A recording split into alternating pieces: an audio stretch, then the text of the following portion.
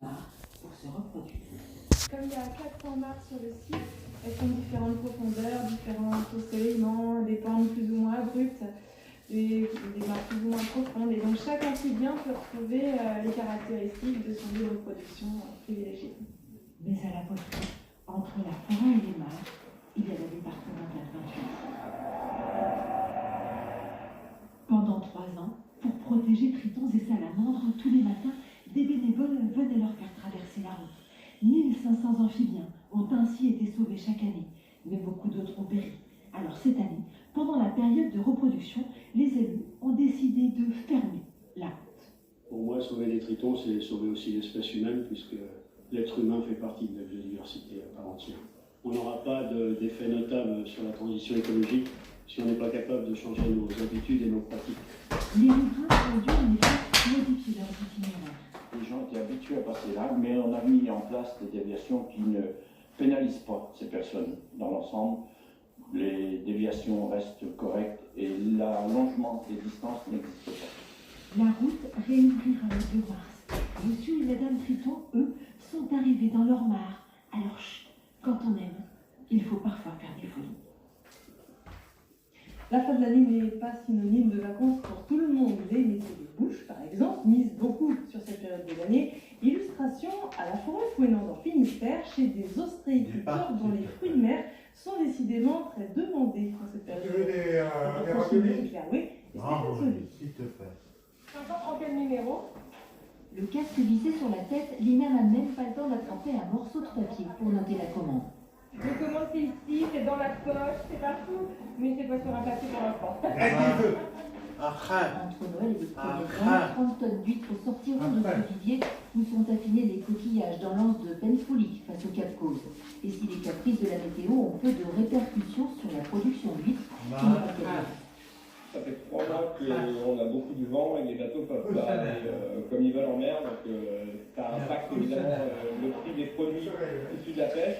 Les quantités, c'est-à-dire que les familles par exemple, aujourd'hui j'en avais. Je pense que si j'avais eu 500 kg, j'aurais vendu 500 kg, mais j'en ai pas.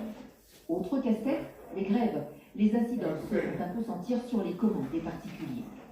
L'effet grève, nous, on l'aura senti juste parce qu'on a beaucoup de familles qui ont diminué les quantités commandées.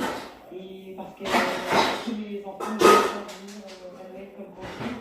Donc, on voulait prendre quelques douzaines, 5 douzaines, ils prennent plus que 2. 20 à 30% de l'activité annuelle est réalisée pendant les fêtes. Coquillages et crustaceaux restent des incontournables, même si les prix ont pris un peu de gîte. On commence à regarder encore le prix, mais de toute façon, les enfants vont venir, on en profite quoi. À nous les huîtres, les moules, parce qu'il y en a qui aiment les moules. Alors, des moules, s'il vous plaît. En coulisses, on continue de mettre les bouchées doubles et on rêve aussi au réveillon. Je vais dormir. Moi, je suis vite. Allez au lit à 20h. On profitera le 25 quand on sera en congé.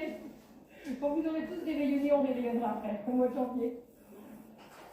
Et toujours à propos de repas, les fêtes de fin d'année peuvent aussi être l'occasion d'apprendre à cuisiner. C'est ce que propose l'atelier gourmand de Rennes autour de la thématique de Noël.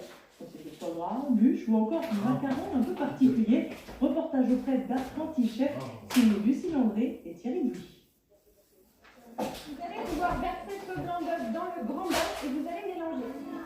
Aujourd'hui, c'est en binôme que parents et enfants vont apprendre à cuisiner. L'objectif du jour, réaliser des macarons en forme de sapin de Noël, une recette exigeante qui demande de la concentration. Le macaron, ce qui est très important, c'est les peser. Il faut que ce soit au gramme près. C'est marqué 32 grammes de blanc, il faut 32 grammes de blanc. Après avoir mélangé la pâte, c'est le moment d'utiliser une poche à douille. Et pour certains, c'est une première. C'est avec le contour du sapin, surtout C'est très marrant, très agréable, très ludique. On suit les contours, on fait du coloriage après. Voilà, c'est du dessin, c'est pas de la cuisine. Apprendre à cuisiner avec un chef, une démarche devenue à la mode. C'est des cours qui me plaisent. En plus, là, on est à quelques jours de Noël, donc là, ces macarons vont pouvoir se conserver jusqu'au réveillon de Noël. Et donc, je pense que les gens sont contents de les poser à table au moment du dessert. Après 12 minutes de cuisson des macarons et l'ajout d'une ganache, bien enfin le temps de la dégustation.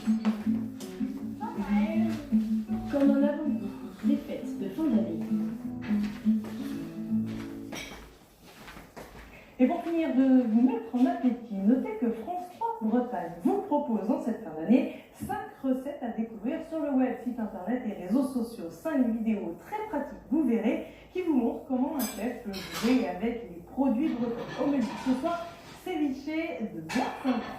Il ne me reste plus qu'à vous souhaiter un bon appétit.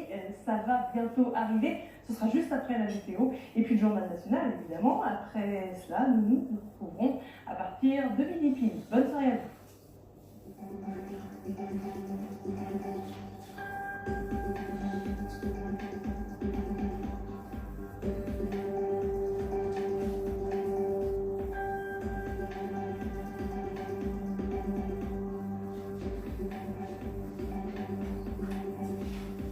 Retrouvez toute l'actualité de votre région sur bretagne.france3.fr.